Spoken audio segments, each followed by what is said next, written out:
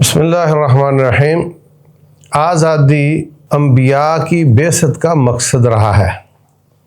موسیٰ علیہ السلام اور ہارون علیہ السلام کو جب اللہ تعالیٰ نے فرعون کی طرف بھیجا تو فرمایا کہ اس کو جا کر یہ کہنا ہے انا رسول ربک، ہم تیرے رب کے رسول ہیں، فارسل معنا بنی اسرائیل ولا تعذبہم۔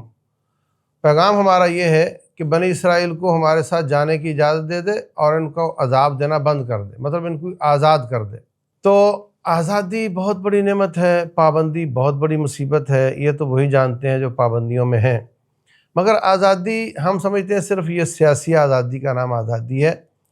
14 اگست کو ہمیں سیاسی آزادی، جغرافیائی آزادی تو مل گئی، لیکن بہت زیادہ آزادیاں ایسی ہیں جو ہمیں آج تک نہیں مل سکیں۔ نمبر 1، فکر کی آزادی۔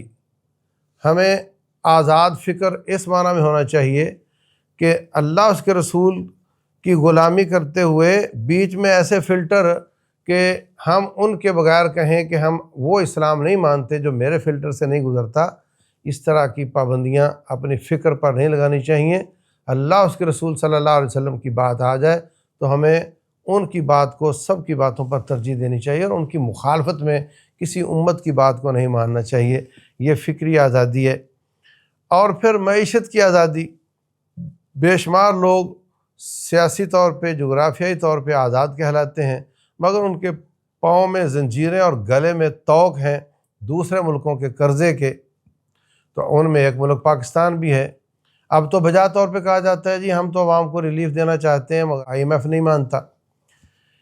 یہ جو معیشت کی آزادی ہے، اس میں ہم حکمرانوں کو برا کہیں، انہوں نے واقعتاً برا کیا اور ایسے ایسے کام کیے جو دکھلاوے کے تھے اور دوسرے ملکوں کے قرضے لے کر کیے، جس سے انفلیشن بڑھا، مہنگائی بڑھی۔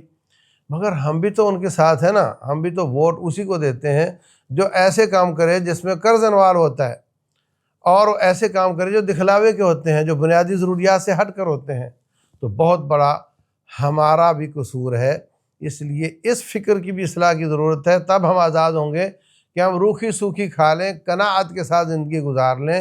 اور بے شمار امپورٹ کی ایسی چیزیں ہیں جن کے بغیر ہمارا گزارا ہو سکتا ہے، یہاں تو کتے بلیوں کی خوراک بھی باہر سے آ رہی ہوتی ہے۔